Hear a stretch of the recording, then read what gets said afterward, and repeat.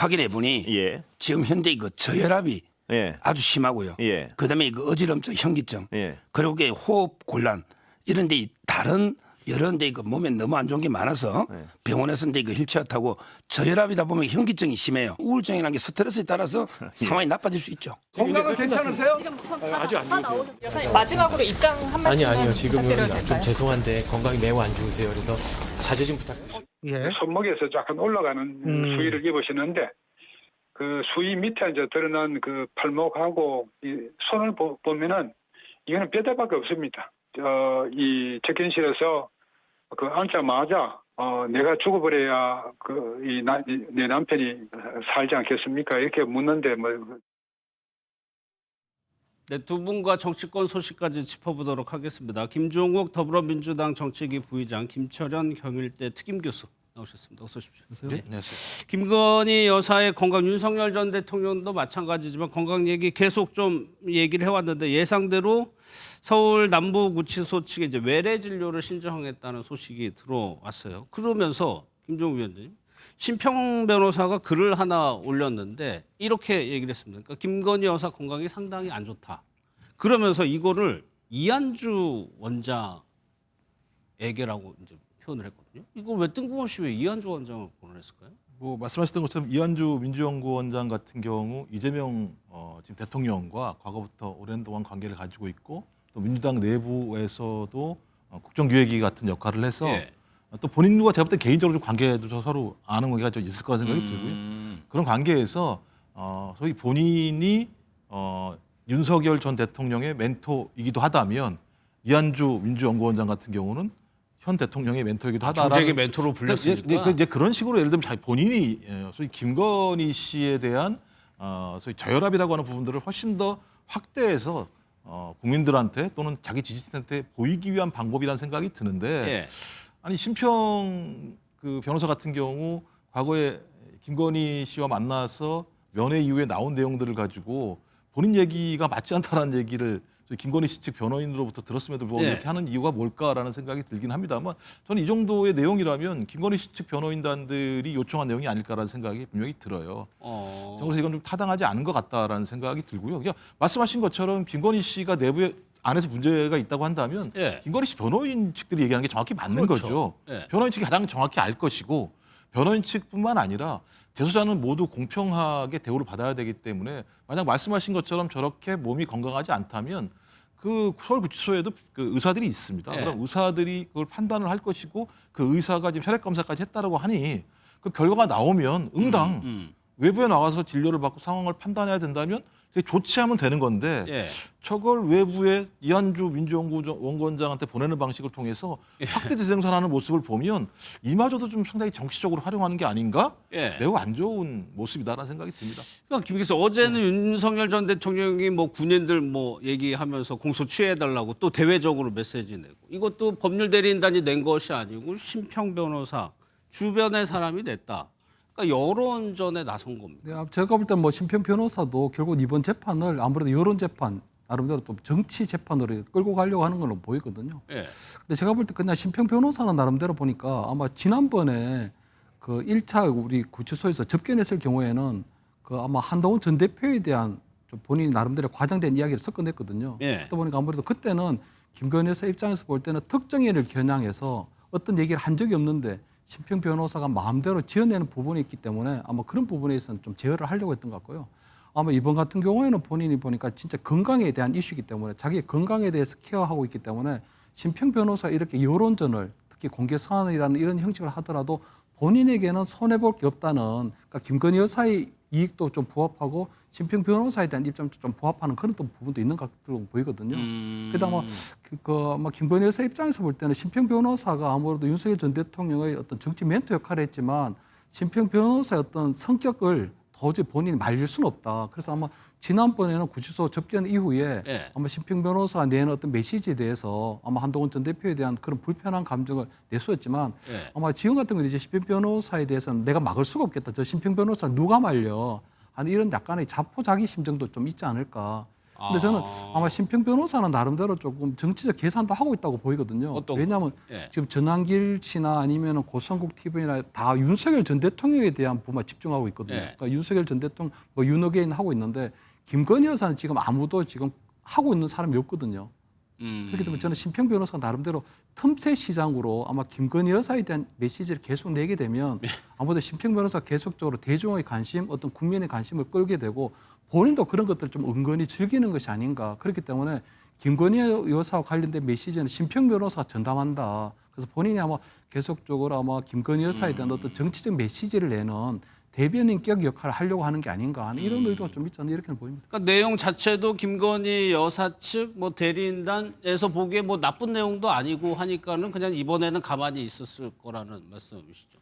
그런데 사실 이런 거는 구치소에 뭐 한두 명이 들어가는 게 아니기 때문에 건강이 안 좋으면 절차가 다 있는 거잖아요. 그렇죠. 예. 말씀하신 것처럼 제가 볼 때는 오히려 심평 변호사가 만약에 그런 정치적인 노림수가 있다고 한다면 오히려 김건희 씨한테 불리한 내용들을 계속 얘기한다는 생각이 들어요. 예. 왜냐하면 다 아시겠습니다만 김건희 씨 과거에 서울 아산병원 입원했을 때 걸어 들어갔잖아요. 근데 휠체어 타고 나왔지 않습니까? 그래서 아픈가라고 했더니 집에 가서 화면에 잡힌 거에 의하면 휠체어에서 일어나서 막 걸어 다니는 모습들이 보였고 또 그다음에 장경태 의원이 법무부에 확인해가지고 나온 내용에 의하면 지난달 12일부터 28일까지 총 36차례 변호인을 접견했다고 얘기를 해요.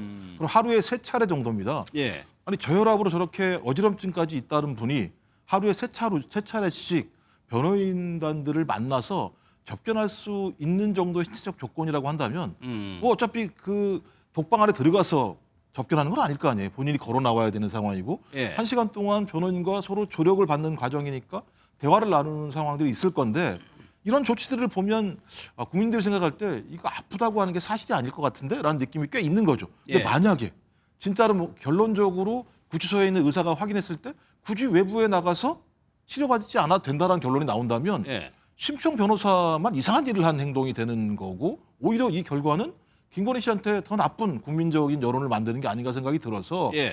제가 볼 때 이리 하건 저리 하건 심평 변호사는 저번에 마찬가지로 한동훈 씨 발언과 마찬가지로 지금 발언도 별로 김건희 씨한테 도움이 안 되는 얘기들만 하고 있는 거 아닌가 이런 생각이 듭니다. 그런데 이렇게 하는 거는 그러니까 전체 국민을 대상으로 하는 것이 아니고 일부 보라고 하는 거겠죠. 만약에 여론조 성격이 있다면. 그렇습니다. 제가 볼 때 뭐 심평 변호사 같은 경우에는 계속적으로 대통령 내외에 대한 어떤 동정 여론을 계속적으로 만들려고 하는 부분이 있는 걸로 보이거든요. 거기다가 특검의 수사가 굉장히 가혹하다. 특히 구치소의 생활이 굉장히 힘들다 하는 부분들을 계속적으로 부각하게 되면 아무래도 어느 정도는 지금 윤 어게인에 대한 그런 여론들이 있기 때문에 그런 부분에 대해서 호소를 하려고 하는 게 아닌가 좀 생각이 들고요. 저는 김건희 여사 같은 경우는 지금 원래 또 보니까 좀 저혈압이었던 것 같더라고요. 보니까. 왜냐하면 그때 대통령 관저에 계셨을 때 보면 그 첫 번째 체포영장 집행이 실패하고 두 번째 체포영장 집행할 때 보면 그때 아마 대통령 관저에 국민의힘 의원들이 몇 분 들어가셨는데 그때 전하는 얘기로는 김건희 여사 계속적으로 침대에 누워있다. 몸져 누워있는 상태라 그랬거든요. 그렇기 때문에 아마 김건희 여사 입장에서 볼 때는 구치소 생활도 지금 처음이고 예. 아마 정신적 충격도 상당했을 것이고 거기다가 아마 계속적으로 식사도 거르고 있는 상황이기 때문에 저혈압뿐만 아니고 여러 가지 형태로 아마 예. 건강상에 아마 적신호는 좀 켜진 게 아닐까. 다만 뭐 방금 얘기하신 것처럼 구치소에서 나름대로 특혜는 줄 수 없지만 예. 정상적인 어떤 뭐 그런 케어는 할 수 있다고 보이거든요. 거기서 만약에 좀 구치소 아마 구치소에 있는 의무실에서 아마 케어를 할 수 없는 상황이면 충분히 외래 진료라든가 이런 부분들은 대통령 내외라고 해서 특혜가 아니고 그런 것들은 굉장히 정상적인 상황이기 때문에 예. 그런 부분들이 되지 않을까.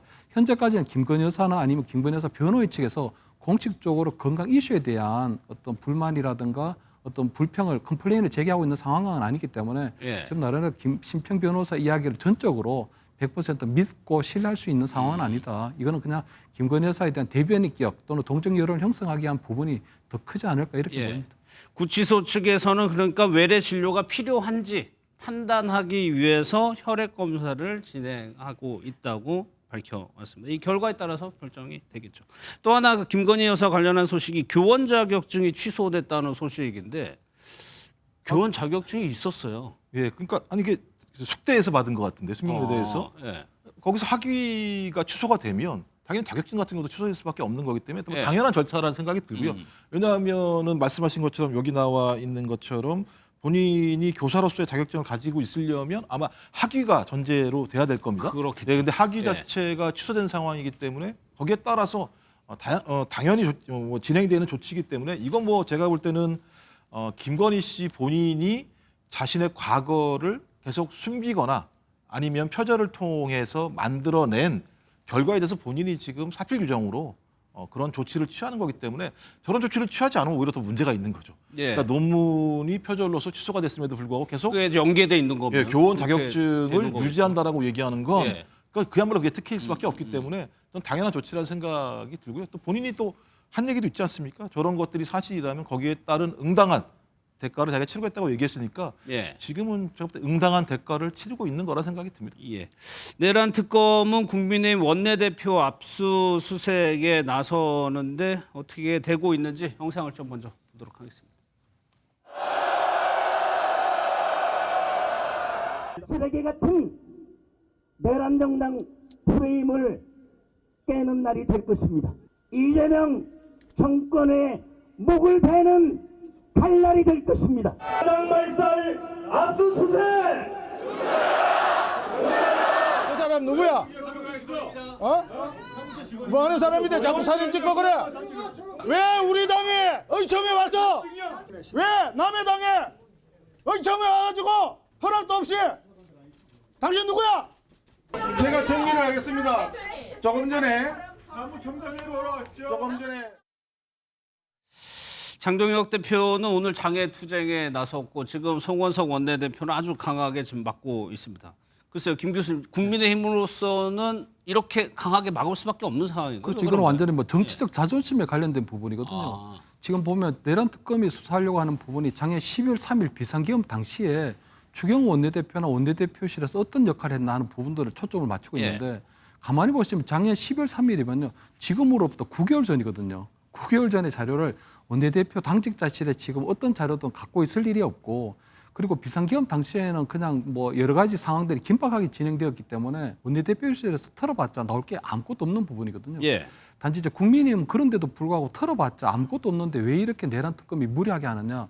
이거는 굉장히 나쁜 좀 정치적 의도가 있다고 보이는 거거든요. 왜냐하면 내란 특검 같은 경우에는 지금 과거의 어떤 특검보다도 메머드급 그러니까 지금 검사만 해도 60여 명이 투입된 진짜 최정예 메머드급인데 진짜 실적으로 볼 때는 지금 아무것도 없거든요. 지금 출범한 지 2달이 지났는데 윤석열 전 대통령에 대해서는 구속하고 재판하는 것은 그것은 그대로 진행된 부분이지만 최근에 보면 한덕수 전 국무총리에 대한 구속영장도 기각이 돼버렸거든요. 예. 그렇기 때문에 아마 내란 특검 입장에서 볼 때는 초호화 진짜 멤버드급을 해서 뭔가 국민의 기대에 부응할 것처럼 했는데 아무것도 없으니까 사실 지금 보면 공수처보다 훨씬 더 뭐 수사를 못한다는 그런 평가까지 나오고 있거든요. 그렇기 때문에 아마 그걸 국민의힘에 아마 압수수색을 한 2번 정도 지난번에 당명부도 있었지만 이번에는 압수수색을 통해서 국민의힘이 내란 정당인데 그럼 국민의힘 내란 정당이고 국민의힘이 내란 정당 이미지를 더 씌우면서 국민의힘이 내란 특검 수사를 막고 있기 때문에 제대로 못하고 있다. 그렇기 때문에 국민의힘에 본인들이 잘 못하고 있는 부분들을 전가하려고 하는 그런 부분들이 상당히 좀 있다고 이렇게 보이거든요. 그렇기 때문에 아마 국민의힘 입장에서 볼 때는 특검의 그런 정치적 의도에 휘말린 희생양이 될 수는 없는 부분이거든요. 그렇기 때문에 저런 부분에서는 굉장히 강력하게 부딪힐 수밖에 없지 않느냐 이렇게 보이는 거죠. 예. 장동혁 대표는 오늘 최고위에서 특검을 특견에 비하했는데 그 발언 듣고 김종욱 부의장 의견 들어보도록 하겠습니다. 특견은 늘 주인을 물어뜯을 준비를 하고 있습니다. 권력의 추가 1도만 기울어도 특검의 칼은 곧바로 주인의 심장을 향할 것입니다.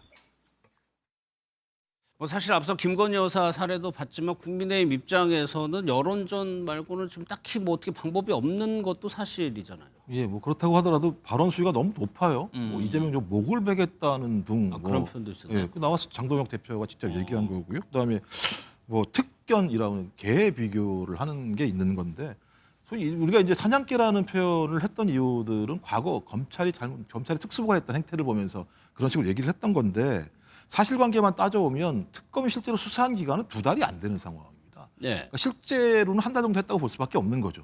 수사를 하지 못했던 이유 중에 하나는 뭐냐면 지금 내란을 일으켰던 윤석열 전 대통령과 그 이후의 권한대행 자체가 계속 특검을 갖다 거부했기 때문에 벌어진 문제입니다.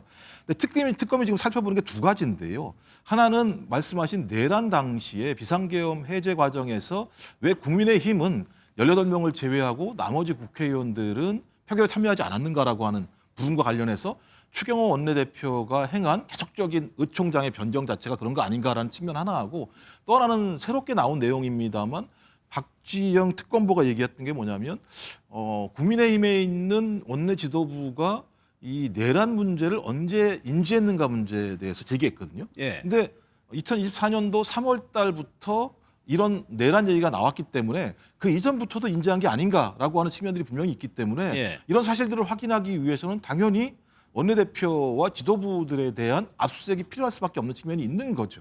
저는 이 내용이 그냥 나온 게 아니고 법원에다가 압수수색 영장을 청구했으면 예. 청구하는 과정에서 상당 부분의 증거들을 제시했을 거라고 보는데, 일부에서 나오는 얘기는 뭐냐면 국회의원들의 휴대폰이나 증거 자료가 아닌 보좌진들의 어떤 그 휴대폰 같은 곳에서 상당히 저희가 사실로 추정할 만한 증거들을 확보한 게 아닌가라는 얘기가 나와요. 예. 당연히 그런 증거를 가지고 법원에 압수수색을 영장을 청구했고 그게 나왔다고 한다면 법원도 이 부분에 대해서 나름대로 그런 부분에 대해서는 증거를 확보할 필요가 있다라고 판단했기 때문에 예.